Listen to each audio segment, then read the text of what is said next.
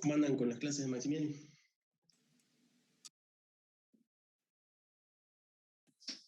Hola, profe.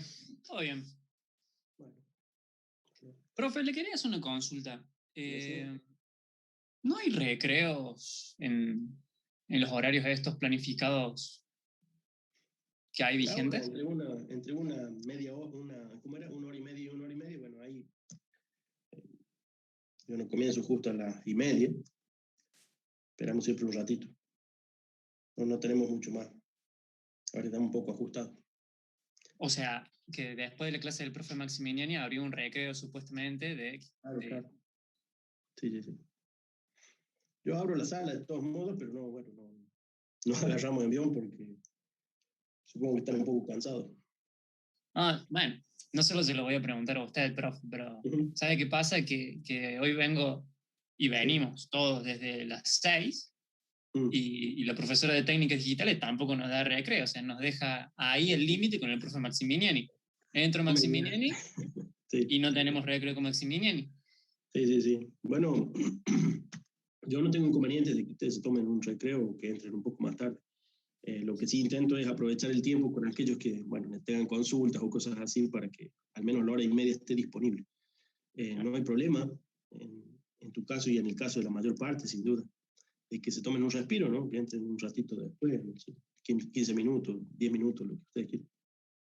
Así que sos libre de tomarlo sin mayor problema. No vas a perder nada, no vas a perder nada. Acá lo que hacemos siempre es un poco de repaso, un poco de consulta. Eh, Hoy en particular me gustaría ver un poco el circuito magnético, ya lo vamos a estar viendo. No te vas a perder nada. ¿Sí? Ingeniero, aprovecho y le hago una consulta.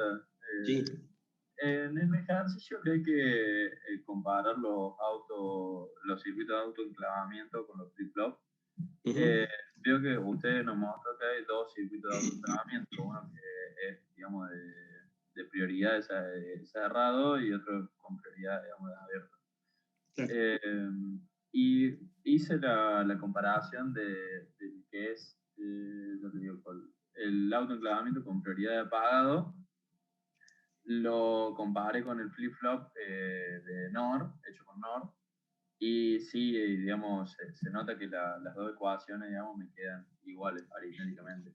Y cuando lo traté de hacer con el autoenclavamiento con prioridad de encendido y con el flip-flop de NAND, no me quedaron iguales las ecuaciones. Es como que el set me queda negado y el reset me queda también, digamos, es como que me queda mal. Es casualmente eso, había que introducir unas negaciones para que sean equivalentes. De hecho, el NAND se comporta, llamémosle al natural, si uno pone una NAND con doble realimentación contra la otra NAND y obtiene un flip-flop, evidentemente ya lo hemos construido, una NAND, listo, tenemos un set reset. Ahora, el comportamiento de ese flip-flop, tal vez no te acuerdes, pero en la tabla quedan invertidas las funciones de prohibido por la de memorización. ¿Sí? El doble 0 es memorización en el NOR y el doble 1 es memorización en el NAND. ¿De acuerdo? No me acordaba de eso. No hay problema. Ahora, lo que ocurre con este circuito equivalente que nosotros estamos buscando y tratando de demostrar que es equivalente al de NAND, es necesario invertirles el set y el reset con negaciones. Si no, no se va a comportar como lo que esperamos. Así que sí, lo habíamos mencionado, yo mencionaba un par de negaciones. Obviamente no fui muy puntual ni específico, bueno, era un asunto también a trabajarlo y descubrirlo, ¿sí? O sea que aritméticamente tengo que negar, digamos, en la ecuación para que quede igual. Sí, el set y el reset cambian su rol, invierten sus roles, casualmente por invertir con negaciones las entradas.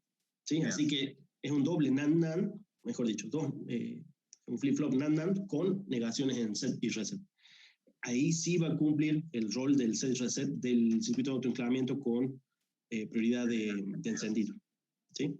Si no, efectivamente no estaría trabajando al revés, digamos. Así que no queremos que trabaje como el NAND puro, queremos que trabaje como el autoenclavamiento. Bien. No, yo pensé que eran iguales, que tenían el mismo comportamiento, no que nosotros queríamos usar el flip-flop para trabajar como autoenclavamiento. Bueno, eso ocurre con el NOR, pero en el NAND sí hay un pequeño truco, una pequeña diferencia. O sea que sí existe una diferencia. Es una variante, el flip-flop no, digamos, no está estandarizado. No es que, no usamos el NAND, hemos cometido un error. Depende del libro, usan el set reset de una u otra manera. Uno podría decir, son set reset negados. En algunos libros los trata así. El NAND tiene set reset negados. Claro. ¿Sí? Aunque no tengan negación, la función ocurre al revés. Bien, perfecto. Muchas gracias. Por nada. Ingeniero. Sí, escucho. Yo tengo una duda respecto a los temporizadores, porque bueno, me cambié del LD micro al WinLadder. Se dice la mayoría de los ejercicios en LD micro, pero ya al momento de introducir los temporizadores cambia la cosa y se comportan de manera diferente, tienen diferente nombre también. Es cierto, sí. Y quería no estandarizar. Claro, si podía dar un repaso de cómo se comportan más que todo en el WinLadder.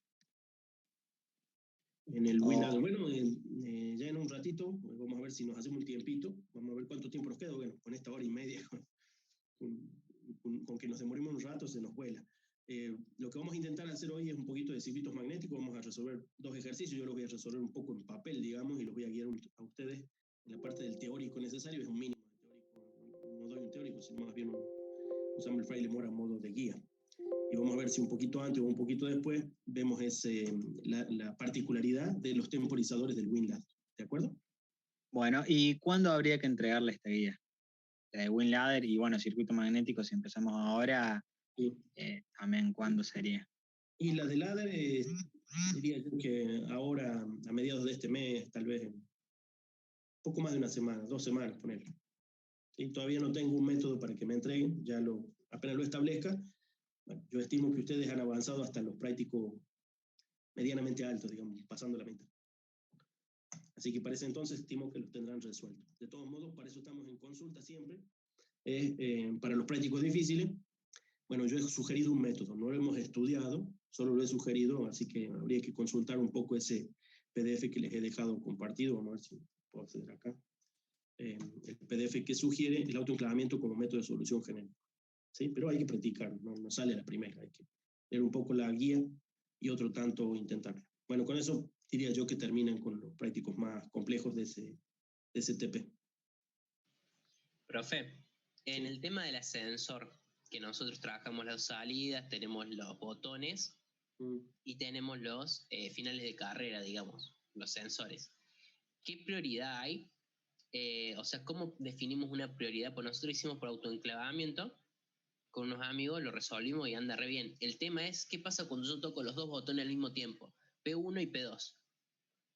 Bueno, sin duda podrías haberlo resuelto o contemplado de que, una de dos, es un caso de error que no contemplaste y por lo tanto da algún fallo en la máquina, o lo contemplaste y lograste que se ignore uno de los 2 casos. ¿Sí? Es decir, uno de los 2 pulsadores, dependiendo en el piso en que esté. Ahí va, porque nosotros intentamos buscarle la vuelta, pero de la forma que lo veníamos llevando, siempre pasaba que se nos detenía el motor cuando se salía de los finales de carrera, o sea, no logramos encontrar una solución que no tuviera un fallo, sí o sí, de la forma que lo buscamos, ¿no? A lo mejor planteándolo de otra manera se logra. Bueno, sería, en todo caso, vos podés compartirlo a lo que tenés. Sí, a ver, deme un segundo que lo busco. Yo voy buscando la guía para, bueno, mostrar cómo son los temporizadores de WinLadder y ya los vemos. Podemos ver temporizador en el LD micro también, sería un golazo porque para hacer el flip-flop toggle necesito hacer un clock y no hace falta usar temporizador en el toggle. Cuando vos sabés que creo que lo podés generar pulsito. Bueno, sí, es cierto. Digamos que no es que no se pueda, de hecho sí se puede, lo que sugiere Axel, usar un contador, alguien también lo mencionó en las clases anteriores. Diría que es un poco costoso nada más, ¿sí? Uno se gasta un contador en un aparato que cuenta los contadores de manera discreta, ¿sí? Unos pocos contadores suelen tener los PLC más chicos. Los más grandes capaz que uno puede usarlos y decir, me lo gasto en esto. De todos modos, hay técnicas más simples para lograr el efecto del toggle, una que les sugerí era, bueno, cuando encuentre el apunte se los muestro nuevo, pero era utilizar los detectores de flancos. ¿Sí? El detector de flanco, a fin de cuentas, es una técnica de Smith-Trigger, sería desde el punto de vista eléctrico, y aquí es más bien un mecanismo de software. No sé dónde he puesto el material. También se puede hacer con los set y reset, profe, el flip-flop toggle. Bueno, no está mal, es cierto, con los set y reset se puede, es cierto, ya que es una solución que va un poquito más allá de lo eléctrico, el set reset estaría habilitado. De todos modos, sí hay que tratar de buscar la vuelta también a trabajarlo eléctricamente de manera lo más puro posible. Y el del detección de flanco se puede hacer eléctricamente sin necesidad de recurrir las funciones de detección de flanco.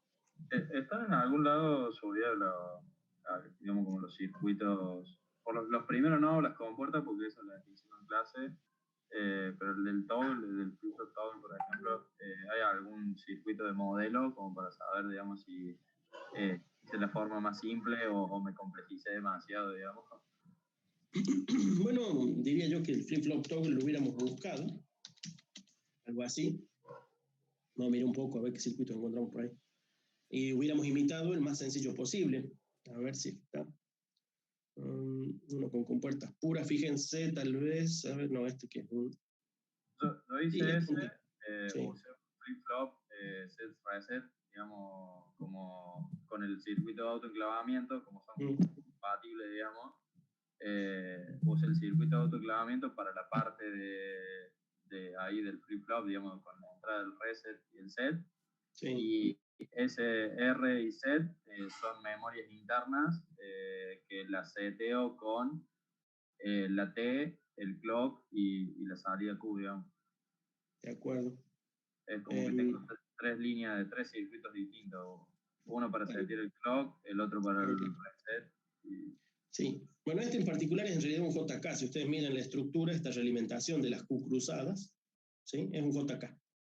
Y al JK lo que le están haciendo es poner una T de entrada, ¿sí? Básicamente así lo han construido aquí. No es exactamente un circuito fácil de reproducir en ladder. Diría yo que, a ver, había otro circuito que utilizaba, podría ser, fíjense, sería más realizable, se parece un poco más, bueno, este sería el rol del set reset que recién mencionaba su compañero. Y la O exclusiva está haciendo casualmente la distinción entre cuál de los casos tiene que cambiar, ¿no? Hacerle el toggle, si el T le permite hacer el toggle. El T es el habilitador de toggle, así que si Q está en 0, el T al estar en 1 lo invierte. Recuerden que la O exclusiva es una negación controlada, así que si el T está en 1, es una negación controlada, ¿no? Si está el T en 0, bueno, aquí el que pasa es el que tenga de valor 1, ¿sí? Así que no lo invierte, pasa nominalmente. Tenía un 0, pasa un 0, tenía un 1, pasa un 1. Ahora, el problema de esto es que si se fijan acá figura el clock, y eso es lo que recién también mencionaba su compañero. Dice, bueno, voy a usar un contador para generar esta señal de clock. No es mala idea, pero el clock está implícito en la lectura de todo el programa del PLC. Es un barrido que se hace a cada momento, y por lo tanto ese es el reloj que deberíamos capturar para descubrirle el flanco. A fin de cuentas, el flanco hay que distinguírselo al T. La línea T de entrada es a la cual hay que ponerle el detector de flanco. El detector de flanco se puede construir con contactos, con llaves. En todo caso, bueno, después les muestro un circuito, es uno que mencionó algún compañero también, tal vez con un poco más de práctico conocimiento, le llamó one shot, ¿sí? El circuito es one shot, es decir, de un solo disparo. Un solo disparo es una detección de flanco, ¿sí? Vamos a buscarlo ya que está. Vamos a ver si lo podemos ver por ahí. One shot.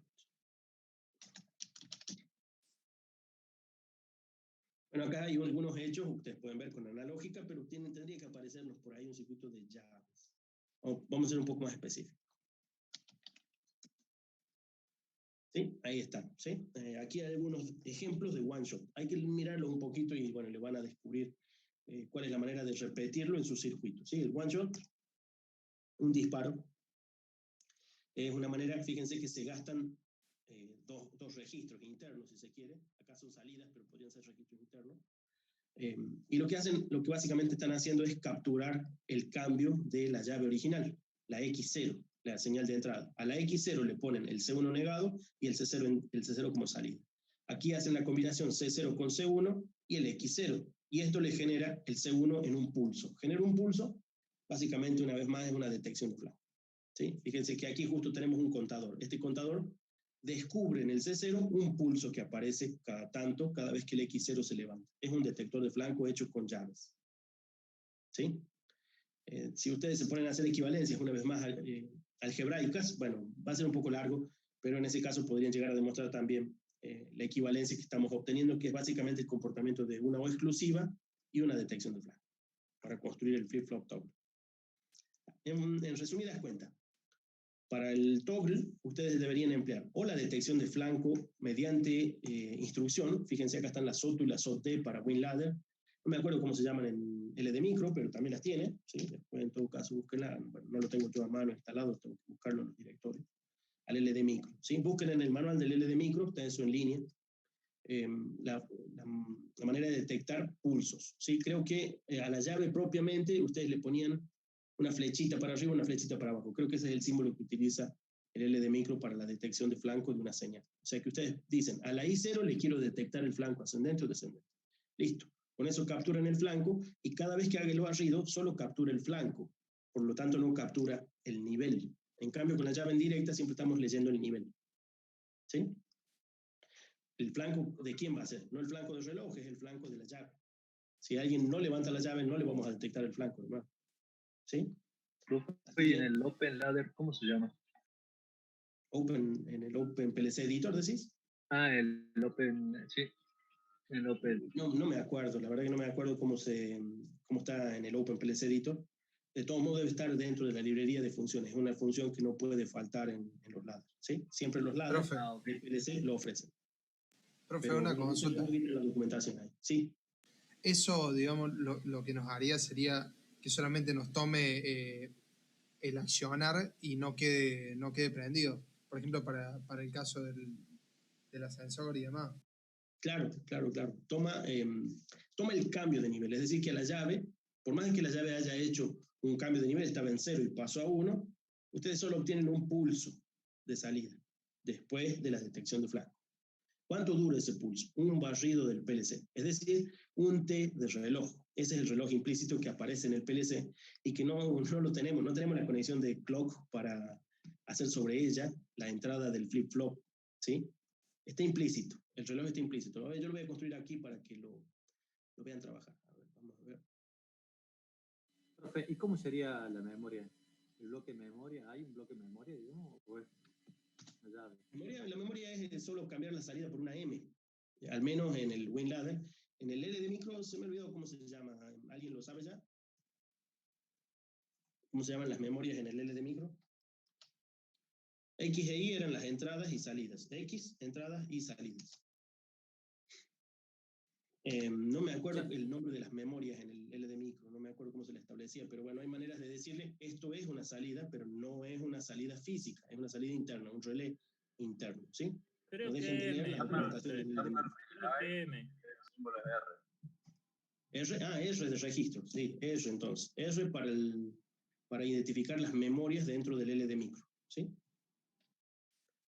El mismo ¿Y en el I0. Win entonces, en el WinLadder, cómo quedaría, profe? A una salida le pongo M directamente. Es claro, una salida le ponemos M, mira, si querés acá lo hago yo. Ahí tengo una salida en mi solución dibujada eléctrica, pero esa salida no llega a una bornera, ¿sí? No hay una bornera M0, hay una bornera Q0. Así que no he llegado a la salida. Es una salida interna, vas a ver una luz solo en la simulación. Solo en la simulación. Ah, perfecto, profe, gracias. ¿Sí? Pero sirve de memoria interna, o sea que esa M puede encender Q, alguna Q. ¿Sí? Eso lo usamos mucho en estas técnicas del PLC. ¿Sí? Fíjense que aquí yo elegí estos símbolos, los ven ahí, son una detección de flanco ascendente y descendente. Se transforma en una cajita. Esto es el WinLadder. Algunos PLC usan cajitas para esta función, otros modifican la llave. En vez de ser una llave NA, se transforma en una llave con una flechita. Es lo mismo, es una detección de flanco de esa llave. ¿Sí?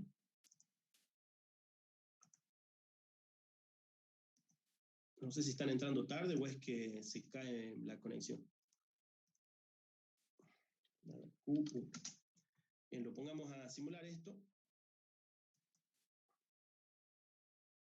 Bueno, yo levanto la llave I0. ¿Sí? Levanto la llave I0. ¿Sí? Bueno, ¿vieron ustedes si se prendió Q1? Ni se la ve. En realidad aquí es donde deberíamos poner, por ejemplo, un contador para darnos cuenta de que está generando pulsos. ¿Sí? En vez de esta salida, ponemos un contador y el contador nos va a mostrar que hay un pulso que se hace aquí. Solo un pulso que dura un T de barrido. El T de barrido aquí debe andar en los 100 milisegundos. ¿Sí? O un tiempo de retraso, profe, también. ¿Perdón? Puede ser también un tiempo de retraso, digo. Detectar. No comprendo. No genera retraso esto. No, hay un temporizador de retraso, digamos, que se podría haber conectado a la salida del software. Yo lo usé para el semáforo. Ah, bueno, claro. En el semáforo se hace evidente que el contador o temporizador lo estamos utilizando para eso. Si se quiere un contador con una señal de base de tiempo, sirve a manera de temporizador, ¿sí? Es más cómodo usar contadores que temporizadores. Entonces, una sola cuenta, un solo contador nos puede servir para hacer muchas comparaciones y por lo tanto muchas bases de tiempo distintas. ¿Sí? Es como un divisor de frecuencias. ¿Sí? Bueno, aquí decíamos el SOLTU o el SOT-D, que es este mismo. Ahora le hace una detección de pulso descendente. ¿Sí? Acá no lo vamos a ver porque, como digo, el pulso dura cerca de 100 milisegundos y aún en la simulación, que es un poco más lento, lo mismo no lo vamos a poder ver. Acá habría que poner, si quisieran ver ese pulso, contar el pulso y van a ver cómo genera un pulso. A fin de cuentas, hemos transformado una llave que era de nivel, ¿sí? Hemos transformado un escalón en un pulso. Es una derivada del escalón, ¿no? La derivada del escalón que dice, hubo un crecimiento máximo en el cambio de 0 a 1. Es todo lo que entrega, un pulso, ¿sí? El pulso va a ser positivo en todos los casos, sin importar que sea un detector de flanco descendente. ¿De acuerdo? Va a ser positivo el pulso en estos dos casos. De todos modos, aquí lo que estamos viendo es un detector de flanco propio del WinLadder. Varía un poco en otros, pero siempre está en la función de detección de flanco. Busquen en la documentación, por favor, del programa que estén utilizando. En el LD micro, no me lo acuerdo, tienen que buscarlo en la documentación. Si yo no me equivoco, les debe figurar una flecha dentro de la detección. Sí, es muy común el símbolo con una flecha acá. Una flecha para arriba o para abajo. LD micro, bueno, está en ASCII, así que los dibujos de ASCII, habría que ver cómo se los dibuja. No recuerdo si utilizaba el circunflejo o alguna otra cosa para dibujar. Bueno, eso en cuanto a esto. ¿Qué otra cosa era? Los temporizadores. Los temporizadores aquí están especificados también para el WinLadder solamente. De todos modos, los temporizadores en otros PLC van a ser similares a este. En el sentido siguiente, siempre tienen una base de tiempo. Siempre hay una base de tiempo. Fíjense aquí, hay una base de tiempo, dice, este tiene una base de tiempo de 1 milisegundo. Este de 10 milisegundos y este de 100 milisegundos. Así que cuando ustedes eligen un tipo de temporizador, acá lo eligen por el número, ¿sí? El T0 es un TIM. El T, ¿dónde estaba? Bueno, mejor dicho, tienen que elegir por el número y por el tipo. A ver, esto en el WinLadder se ve explícitamente. Vamos a ver si nos construimos uno de estos. Ponemos un contador. ¿Contador o temporizador? Perdón, temporizador era, ¿no? Temporizador. Fíjense, ven aquí, yo puedo elegir el tipo de temporizador. Como este es el simulable, además tiene base de tiempo de 1 segundo. ¿Sí? Ese es cómodo porque nos queda muy cómodo ponerle el valor de preset, ¿sí? No sé, de 3 segundos. Y aquí, ¿qué podemos poner? Era veamos, la llave de habilitación. Operando. T0. ¿Sí? Entonces, es el T0 de tipo TML, así que este es el más largo, no está disponible en el PLC real que nosotros usamos en CUDA, por eso es que aquí nuestro documento no lo menciona, pero en la simulación figura el de 1 segundo. El más grande que teníamos en un PLC real era de 100 milis, Y acá tenemos uno de 1 segundo que es un poco más cómodo. Le ponemos una llave, ¿sí? Aquí está la I0 nomás, y ponemos aquí a la salida, bueno, una salida que nos sirva de testigo, la Q2. Lo pongamos en marcha, ¿sí? Fíjense que el temporizador ahí no cuenta nada, ¿sí? No cuenta nada. Solo va a contar cuando la llave esté levantada, no pulso, cuando esté levantada, ¿sí? Y una vez más, no vaya a disparar hasta que no la apaguen a la llave. Bueno, así funcionan los temporizadores estos. Puede haber variantes en el LD Micro y en algunos otros programas. A ver, en el LD Micro.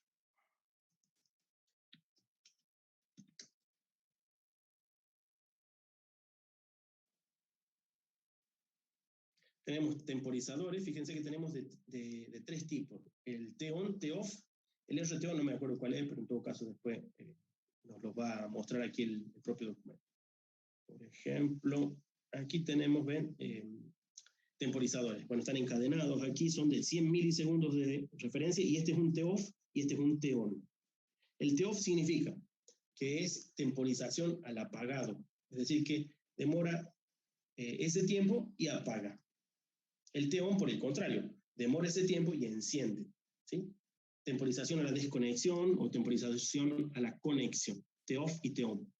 Son 2 tipos de temporización que hace. El del WinLadder es más simple, es solamente sería un equivalente de T-on, ¿sí? Un T-on. Esperamos hasta activar luego de 3 segundos. ¿Sí? En este... Profe, ¿sí? Y en el LD Micro, el T-off sí se prende con un pulso y se apaga cuando se acaba el tiempo, a diferencia del T-on, creo. No estoy seguro, habría que comprobarlo. Aquí en todo caso se dice... Sí, sucede eso. Se dispara solo, dicen ustedes. Bueno. No, que funciona con un pulso, o sea, manda un pulso y cuando se apaga y empieza a contar el tiempo para el retardo. Bueno, son variantes de los temporizadores, no están estandarizados. Entonces, siempre hay que conocer el tipo de temporizador disponible. Lo que no es muy distinto en todos ellos es que o al menos hay un T-on o al menos hay un T-off. Uno de los 2 por lo menos es el básico. Después uno construye el resto del comportamiento, bueno, con un poco de lógica de llaves. ¿Sí? Por ahí se tiene la ventaja esa, de que algunos funcionan por pulso y otros funcionan por nivel. ¿Sí? Eso depende un poco de cómo lo haya construido el fabricante para el software que en particular estemos usando. Recuerden que el LD Micro es un software para que un microcontrolador se comporte como un PLC de carácter industrial. Los PLC industriales, bueno, tienen a veces no necesariamente más funciones, porque son hardware relativamente chicos, especialmente cuando son de la línea baja. Pero en los PLC más grandes cada vez hay más recursos, así que va a haber T-on, T-off, disparados por pulso, disparados por nivel, y toda una variedad extra de funciones. ¿Por qué? Porque son fáciles de implementar en CPUs grandes, ¿no? Así que la recomendación es, bueno, revisen un poco la documentación de cómo trabajan o pruébenlos para ver cómo trabajan, ¿sí? Los temporizadores en el particular software que estén utilizando. En el WinLadder, bueno, están aquí documentados, son todos de tipo T-on, ¿sí?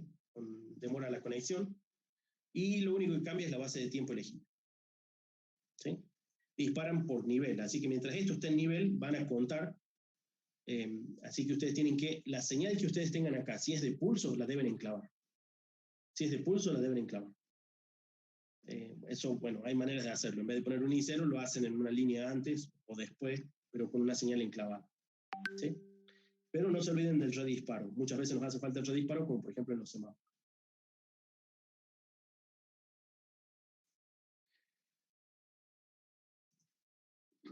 Profesor, claro, yo tengo la versión más nueva del WinLadder y tiene el T-off, digamos.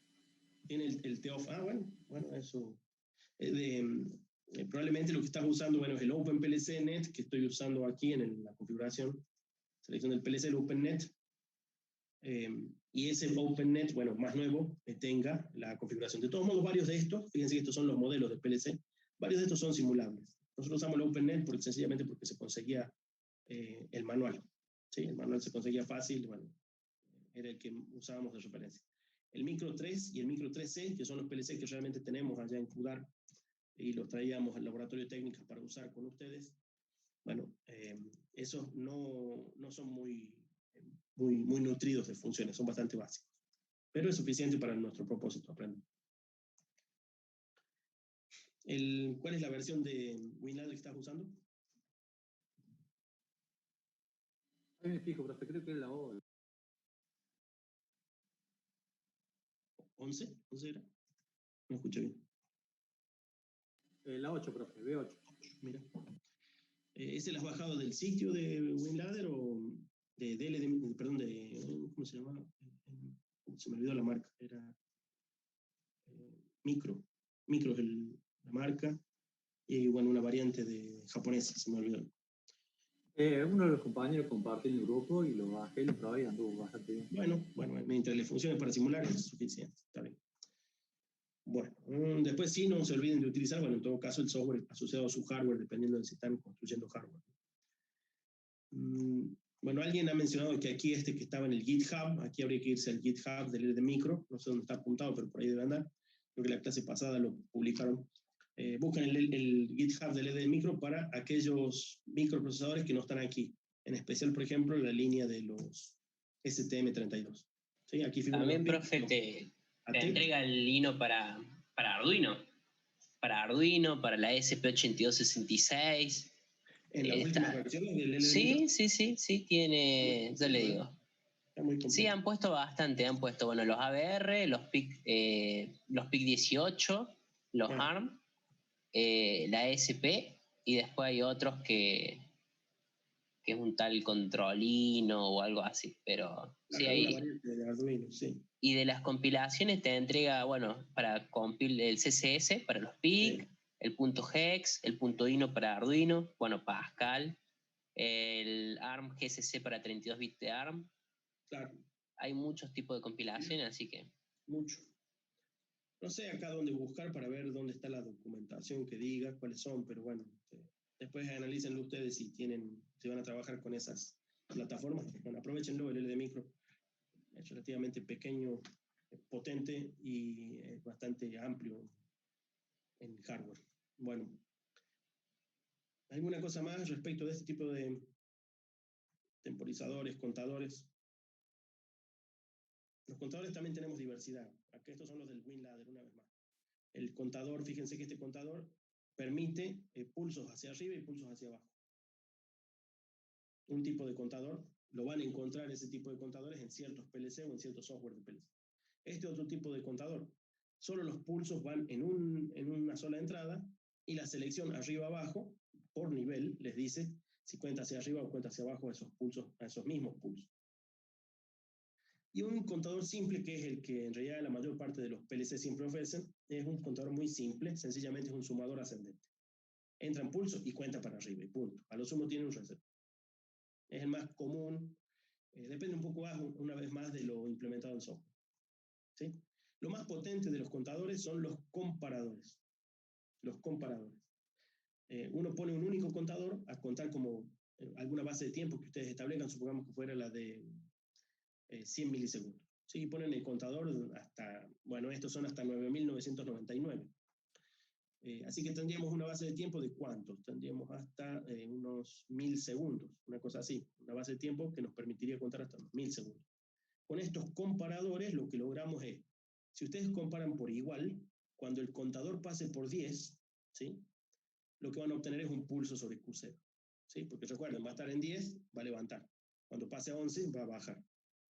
¿Sí? O si van para el lado contrario, cuando están en 10, cuando pase a 9, baja. Así que este es un generador de pulsos en el valor de la cuenta. Este, en cambio, es un generador de nivel, un escalón. Se genera un escalón para valores mayores a 15 o mayores iguales a 15. ¿Sí? Hay más comparaciones dependiendo una vez más del software. En este solo hay igual y mayor igual. Este es el WinLadder. Una vez más, en el LD Micro habría que fijarse, es probable que tengan un poco más de variedad. La versión anterior, la que soporta 5304. Eso de las versiones, es del LD Micro. Bueno, entonces, aquí hay alguna documentación mínima sobre las funciones un poco más de software, si se quiere, de los PLC. La función set reset, ¿sí? La función set reset actúa idénticamente a lo que conocemos de un flip-flop set reset. Efectivamente no hay manera de que ustedes sobre Q0 hagan el set y el reset a la vez. ¿Sí? No pueden hacerlo a la vez. Tiene el caso prohibido contemplado, porque es una doble salida. Los temporizadores, bueno, hay variedad, pero los temporizadores suelen ser con temporización a la conexión, a la desconexión y alguna que otra variante. SRTO no estoy seguro cómo funciona, habría que revisarlo ahí en el LD micro o en algunos otros. Fíjense que aquí tenemos el tiempo de espera siempre y cuando la llave haya habilitado. Se redispara solo si se baja la llave y se la vuelve a levantar.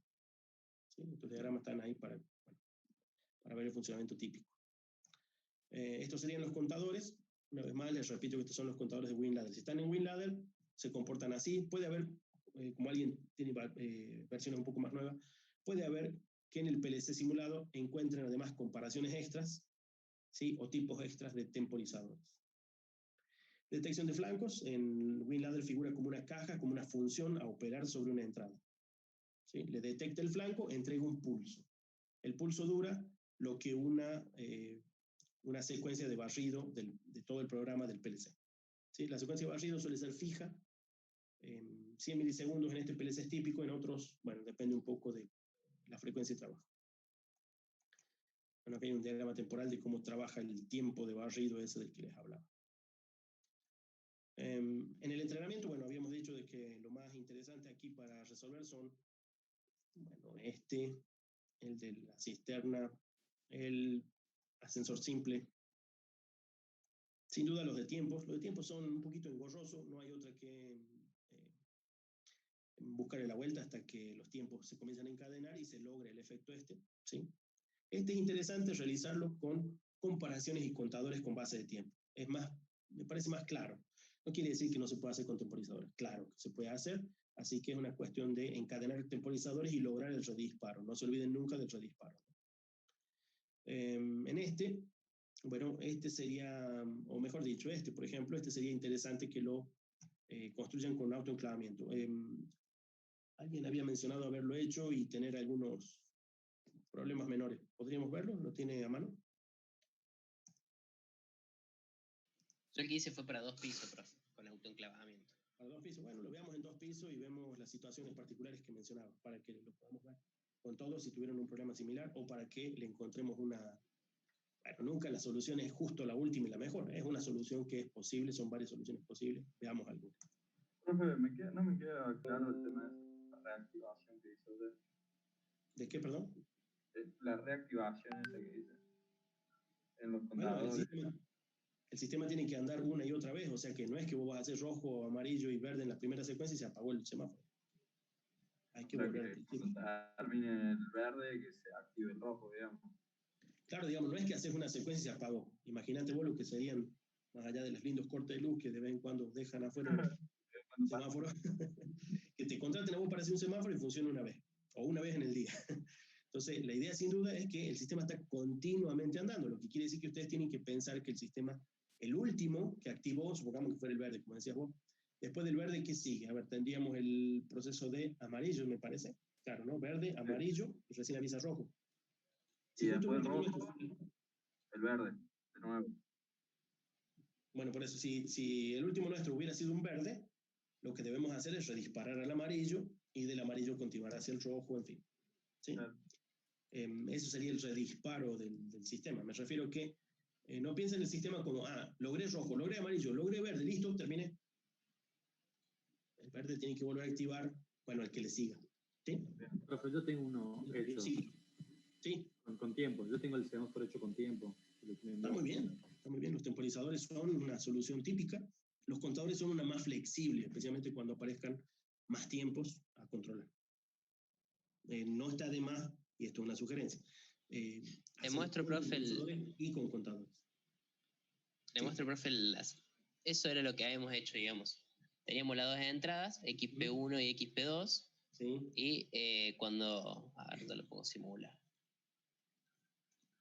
Cuando pongamos, digamos, cuando presionamos el botón 1, ahí se enclava y sigue hasta que llegue al final de carrera.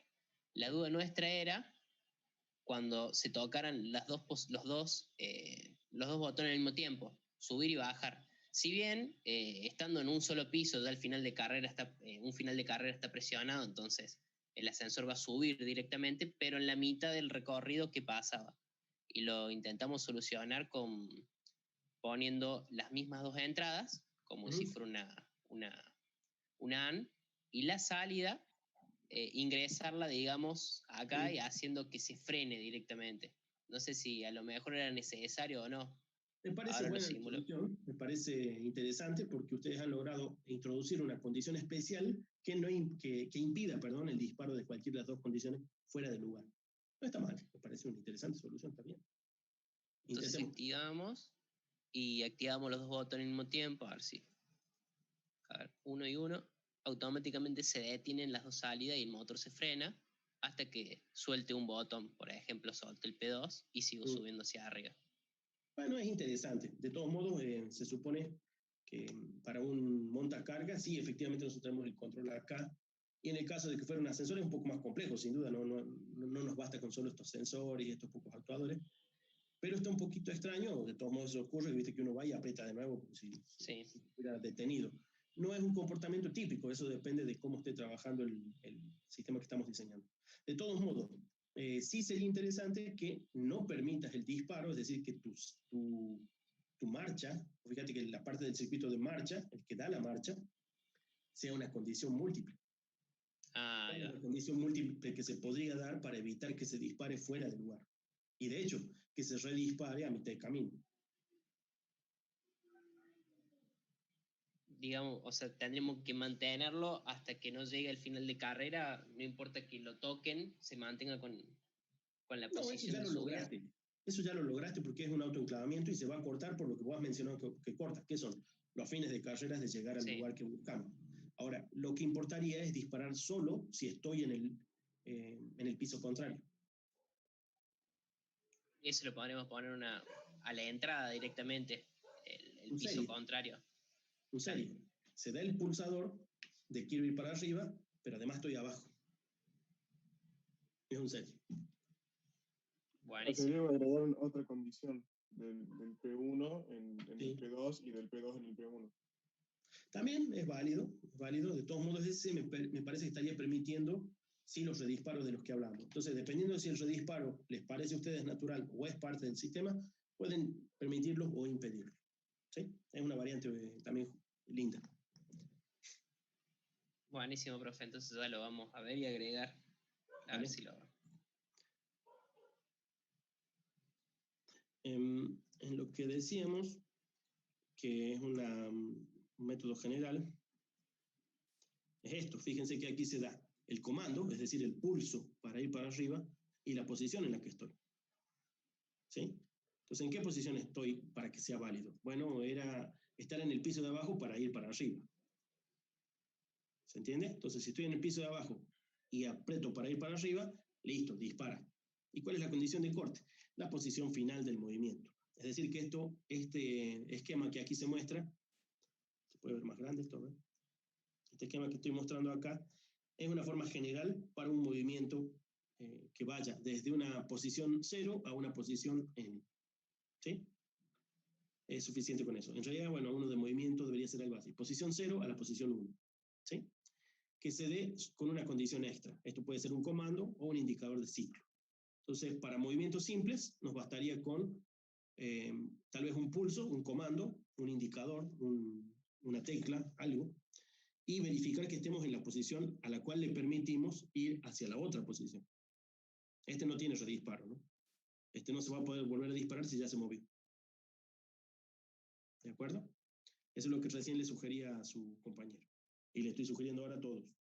Este es un método genérico para movimientos. Para movimientos nos basta con, bueno, la posición de partida como parte de la condición de disparo, la posición de llegada como parte de la condición de corte. Puede haber un indicador de etapa o un comando explícito, es decir, un pulsador. ¿Sí? Depende del caso. Puede ser con un pulsador, podría ser con un indicador de etapa. ¿Sí? Entonces, la construcción simple es la que se sugiere como método para solucionar siempre con autoenclavamiento. Sí. En ese caso, no estaría contemplando la posición condición, digamos, supóngase que el ascensor está subiendo o bajando, no importa, está entre medio, no toca ningún final de carrera y si corta la energía se queda parado ahí. No, claro. Nunca. Sí, esto no está contemplando esos casos. Esto solamente, sí. O sea, podemos hacerlo tan complejo como queramos, pero comenzamos a agregarle las situaciones de emergencia, las situaciones particulares, ¿sí? Ahora, una de dos, o lo agregamos a la misma línea, o agregamos nuevos circuitos que se encargan de esa situación. ¿De acuerdo? Claro, sería agregar una AND y decir si están los dos abiertos, una NAND sería. Que subo o que baje, no importa, eso lo define uno. Sí, la lógica de series, paralelos o combinaciones particulares de NA y NC, sí, efectivamente. Obviamente las situaciones especiales que hay que contemplar para cualquier máquina, bueno, pueden ser una infinidad.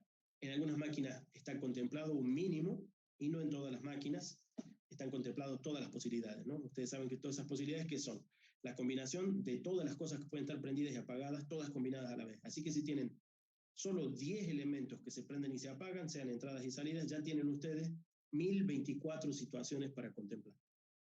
¿Se entiende?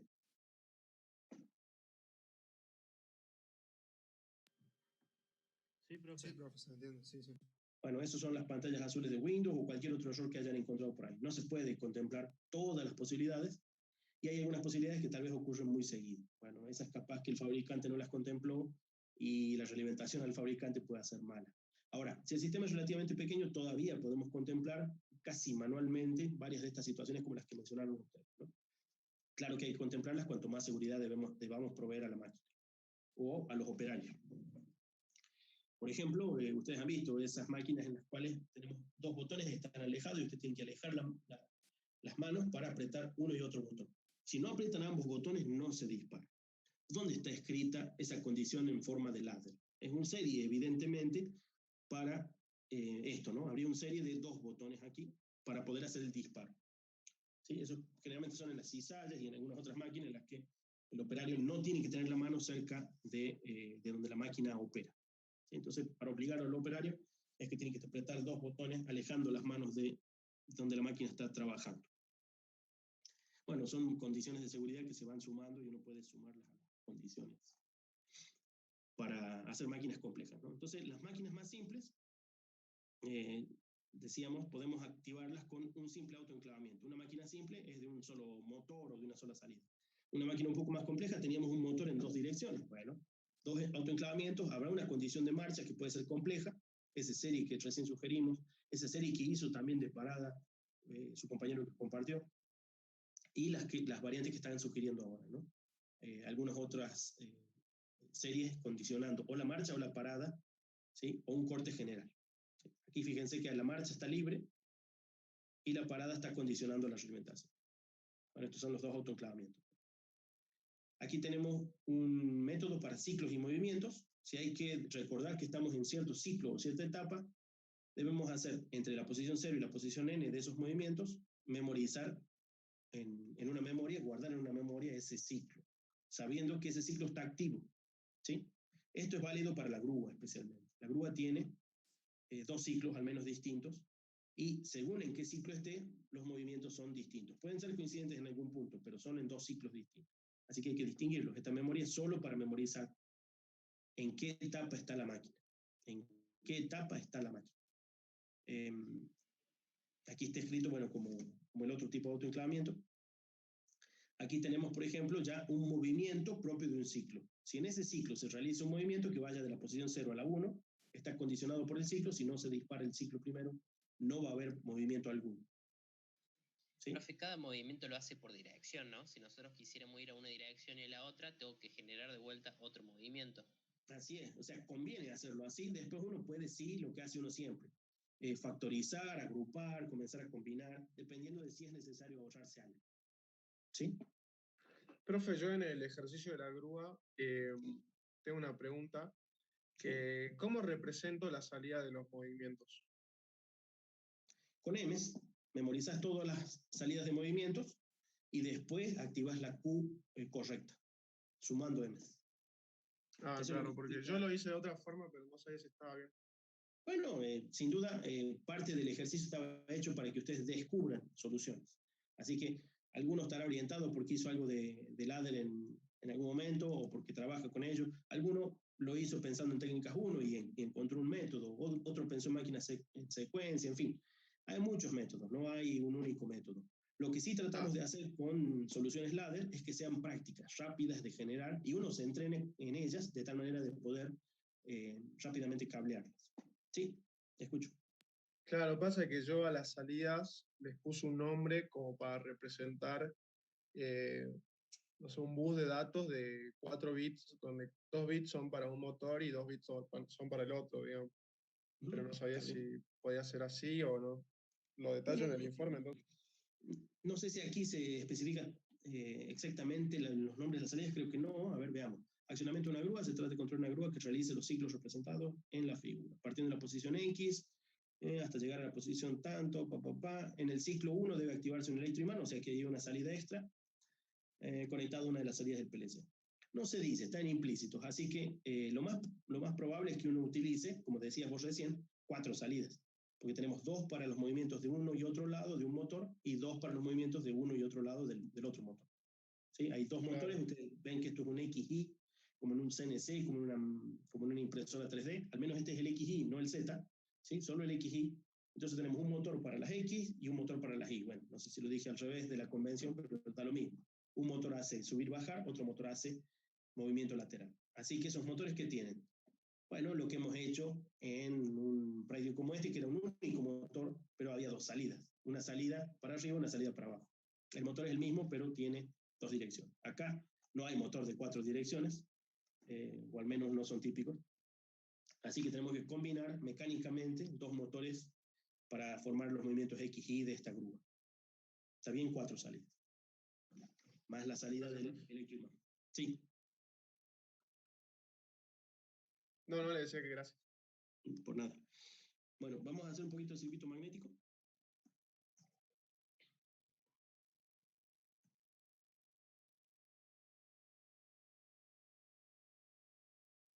Veamos entonces, señor Fraile Mora, circuitos magnéticos. Han hecho ya los ejercicios, bueno, del práctico. El práctico no era muy difícil, pero bueno, aún así los han hecho. Han hecho los ejercicios del práctico. Algunos, profe. Tengo problema con el que tiene dos hierro. Y tiene 2 entre hierro y 2 bobinas. Bueno, vamos a orientar un poco entonces cómo encarar estos problemas. Veamos un poquito. Decíamos, tenemos algunas fórmulas básicas. Fíjense, esta es una. ¿Sí? La sumatoria de las fuerzas magnetomotrices es igual a la sumatoria de las caídas de tensión. La suma de las U, dice este libro, bueno, dependiendo del libro, a veces la U es tensión en voltios, otras veces tensión magnética, y otras veces, bueno, aquí la U está haciendo de tensión magnética, ¿sí? Así que, bueno, sumatoria de las fuerzas magnetomotriz, como en un Kirchhoff, ¿no? Tiene que ser igual a la sumatoria de las caídas de tensión magnética, ¿sí? Las fuentes de fuerza magnetomotriz, ¿cuáles son?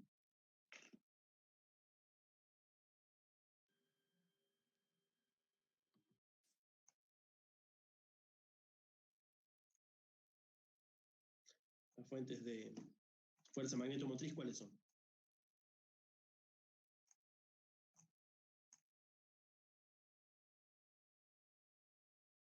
Todos los generadores, profe. En realidad, en este caso sería la bobina. La bobina. Las bobinas son, ¿sí? Entonces tenemos una bobina por la cual circula corriente y esto se transforma para nosotros en una fuente, ¿sí? Entonces hacemos un circuito equivalente. Este circuito que está mostrado aquí es un circuito equivalente. Fíjense, esto lo consideramos una fuente de tensión magnética. Acá no están los símbolos correctos, está mostrando un circuito eléctrico, pero es la analogía necesaria. Esto para nosotros se transforma en una fuente de tensión magnética o fuerza magnetomotriz, en vez de FEM, FMM, ¿sí? No la medimos en voltios porque no corresponde, tiene su propia unidad, pero básicamente lo que tenemos aquí entonces es una fuente de tensión magnética, ¿sí? Tiene un equivalente, básicamente es N por I, nos da ese valor de tensión magnética. N, el efecto multiplicativo de las espiras de la bobina, por la corriente, ¿sí? La corriente queda multiplicada por el efecto de las espiras de la bobina, así que tendrá tanto efecto más como espiras tenga, N por I. N por I es el valor de la tensión magnética. ¿Sí? N por I es el valor de la tensión magnética y por lo tanto ya conocen sus unidades. Y esto es confuso, porque se mide en amperes o amperes vuelta. Así que es mejor a veces quedarse con la analogía eléctrica por un momento y después trabajar con las unidades. Bueno, una vez que tenemos una fuente de tensión magnética aquí, fíjense que tenemos un circuito que recorrer. Y este circuito, como todos los materiales que se recorren, tienen algún tipo de resistencia al paso del campo magnético. ¿Sí? Algunos en más o algunos en menos. El aire, bueno, es bastante difícil de atravesar, tenemos la mayor parte de las pérdidas en el aire. En cambio, el hierro y los materiales ferromagnéticos son mejores conductores. No hay un equivalente de cobre o plata o oro o esas cosas, ¿no? Directamente el hierro, bueno, hace las veces del mejor conductor, pero no quita que tenga algún grado de resistencia al paso magnético. Así que eso lo medimos como la reluctancia magnética. ¿Sí? La reluctancia magnética la calculamos, fíjense la ecuación, esta es la de resistividad, ¿sí? Que sería longitud del conductor sobre sección del conductor y abajo un factor 1 sobre sigma, donde el sigma es la conductividad del material que estemos empleando. En el cobre será el sigma del cobre.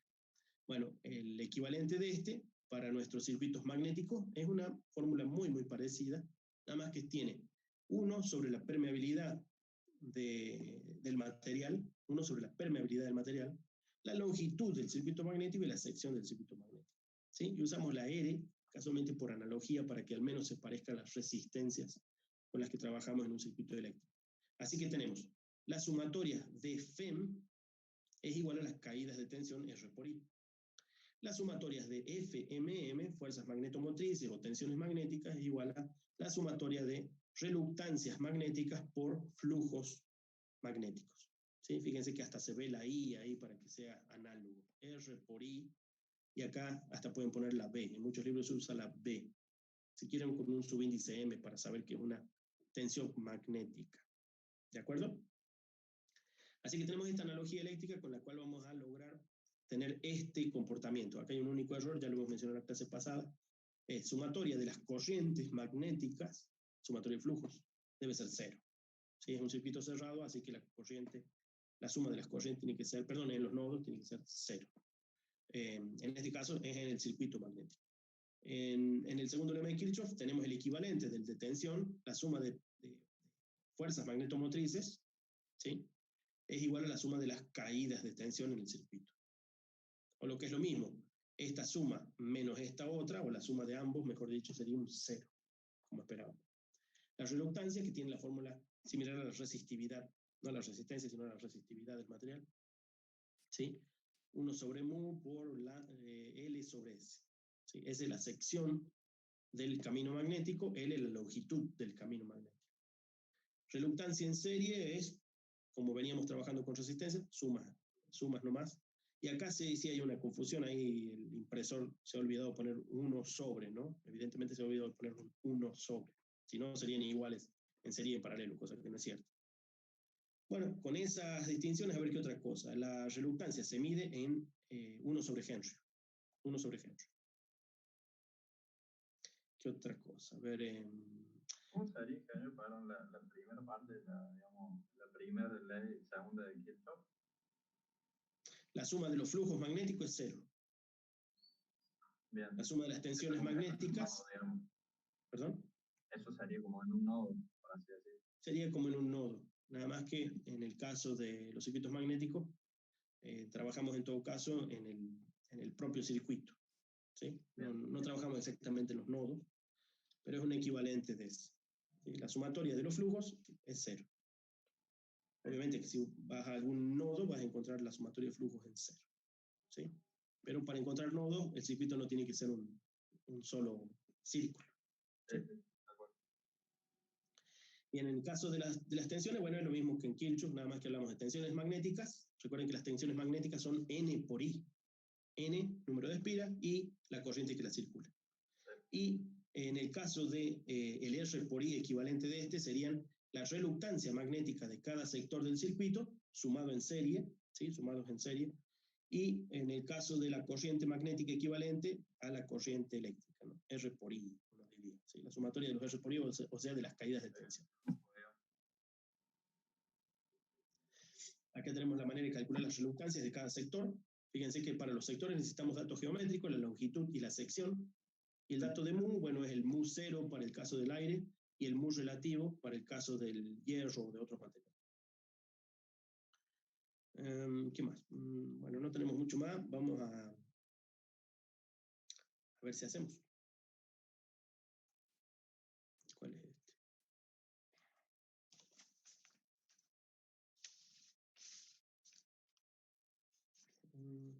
¿Cuál es este? Este ejercicio. Bueno, vamos a hacerlo a mano a ver si nos sale, ¿sí? Teníamos.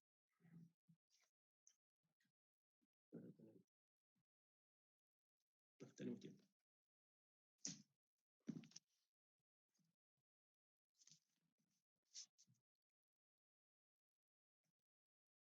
Bueno, lo primero que hacemos, bueno, es tal vez tomar de referencia el esquema de la geometría de este elemento. A ver, lo miro un poco, porque ya me lo olvidé.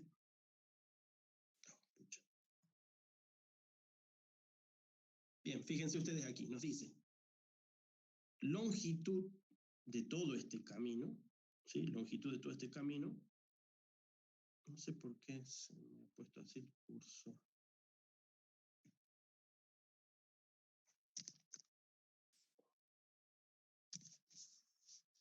Caramba. No me doy cuenta, pero algo está fallando. Cacho, 10.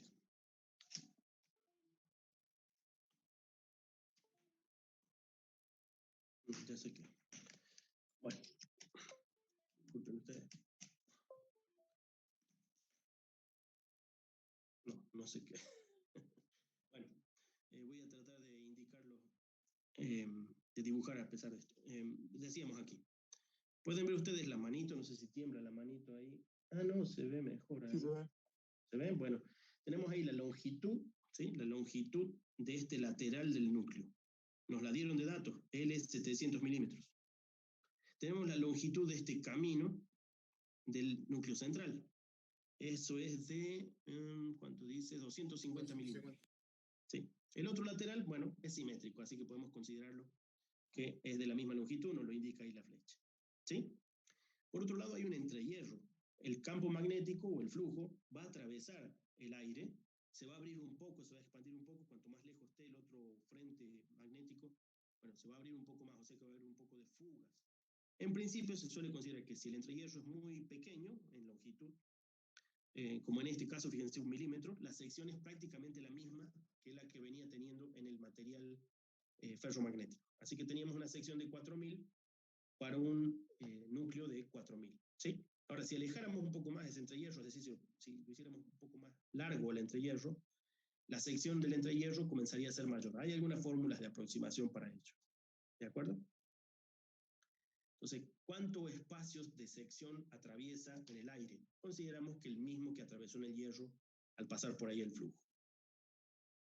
¿Está bien? Entonces tenemos toda la información geométrica de este núcleo que estamos mirando. Tenemos dos laterales con la longitud y su sección, un núcleo central con longitud y sección, y hasta el entrehierro, longitud y sección. Se llama G aquí, pero bueno, es lo mismo, es la longitud propia de ese entrehierro.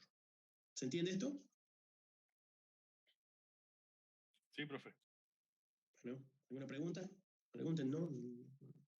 Cualquier cosa que tengan de duda. Profe, a mí me quedó una duda con lo que dijo recién.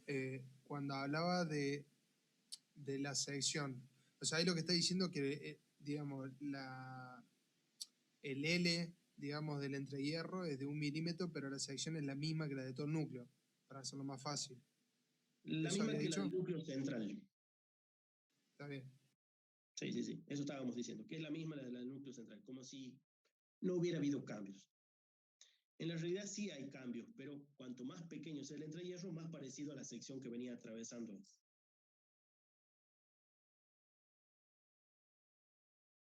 ¿Alguna otra pregunta?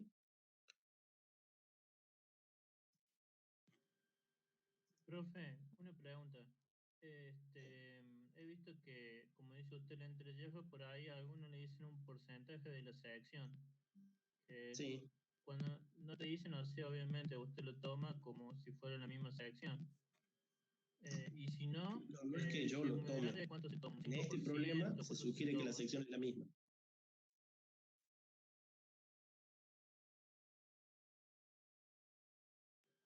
¿Decías? No, y si es muy grande y no te dicen qué porcentaje se toma algún porcentaje específico. He visto algunos que toman directamente un 5%. Bueno, por eso, ese porcentaje va a depender. Hay algunas fórmulas de cálculo de aproximación. A veces se sugiere la ecuación de aproximación. A veces se sugiere un porcentaje sin importar una fórmula de aproximación. ¿Sí? Siempre va a ser un dato. Bien, vamos a hacer entonces este ejercicio. Lo primero que debemos realizar. Sí. Disculpe, por ahí me falta un poquito de teoría para repasar, pero no me queda claro cuál sería el entrehierro. El entrehierro es el espacio de aire que atraviesa el flujo magnético. Como acá vos podés ver por estas flechas, las flechas no están indicando el flujo magnético, pero son una indicación indirecta. El flujo magnético se va a formar. Al generar esto una tensión magnética, va a comenzar a circular el campo magnético de aquí, se va a abrir aquí, va a volver por acá, va a cerrar por aquí. Por el otro lado va a ocurrir lo mismo, va a estar abriéndose por acá, volviendo por acá. Así que estamos atravesando este aire, ¿sí? Esta porción de aire. ¿Qué sección equivalente de aire estamos atravesando? Bueno, cuando el entrehierro es cortito, como este caso, que es 1 milímetro de salto nomás, pasa de este material ferromagnético, pasa por el aire, entra de nuevo el material ferromagnético, consideramos que es de la misma sección. En algunos ejercicios, esa sección atravesada puede ser un poco mayor. Como recién lo comentaba Jesús, puede ser un porcentaje mayor que la sección de hierro o una ecuación de cálculo de aproximación. Ok, me quedó claro. Bueno, gracias. Bien, entonces decíamos, vamos a hacer, lo primero que hacemos siempre con un problema de circuito magnético es hacer el circuito equivalente eléctrico. Repito, lo primero que hacemos en un ejercicio de circuito magnético es hacer el circuito equivalente eléctrico. ¿Sí? Así que vamos a hacer nuestro circuito equivalente eléctrico de esto que tenemos aquí. Vamos a dibujar. Para comenzar teníamos una bobina por la cual circula una corriente. Esa es nuestra fuente de tensión magnética, así que vamos a dibujarla. Bueno, podemos optar, no sé cómo el libro usa. El libro usaba símbolos de pilas, sí, símbolos de pilas. Algunos otros libros usan el símbolo del círculo de la fuente. Bueno, entonces un símbolo de pila. Vamos a tratar de poner en la polaridad que tiene esa fuente, que si se fijan era el positivo por arriba. Hacen la ley de la mano derecha y les va a dar, ¿sí? A continuación, tenemos el propio núcleo de hierro. Así que ponemos el propio núcleo de hierro como una resistencia. ¿De acuerdo? Entonces, esto es, ¿cómo le llaman yo? R del centro o algo así. ¿Sí? R del núcleo central. Sí, la reluctancia del núcleo central. ¿Sí? Ahora viene a continuación la del entrehierro. La del entrehierro suele ser alta, la vamos a dibujar analógicamente como una gran resistencia. Así que aquí tenemos la reluctancia de G se llamaba, le vamos a poner G ya que está, RG, ¿sí? Gap en inglés, por eso a veces usan la G, ¿sí? Entonces, the air gap, dicen ellos, air gap, bueno, este pequeño salto de aire. Ahí tenemos el circuito equivalente de la porción central de nuestro circuito magnético. Recuerden que hacemos un circuito equivalente eléctrico porque es más fácil razonarlo eléctricamente, una cosa así. Entonces, ahora vamos a hacer los laterales. Los laterales tienen una resistencia equivalente típica, la cual vamos a simbolizar por RL, uno a cada costado. RL, y acá es el mismo valor RL, así que no voy a usar otro símbolo para ello. ¿Se entiende lo que hemos hecho ahí? Hemos simbolizado la reluctancia magnética de los laterales como una resistencia en estos circuitos equivalentes. La resistencia propia del entrehierro como una gran resistencia, es analógico la representación. Y finalmente, la resistencia del núcleo central como otra pequeña resistencia. Y una fuente de tensión magnética, ¿sí? Una fuente de tensión magnética, le vamos a poner el nombre ya que está. La parte de arriba, digamos, la parte de la raza, digamos, de superior inferior, ¿no Sí. tienen esta resistencia? Sí, pero están sumadas.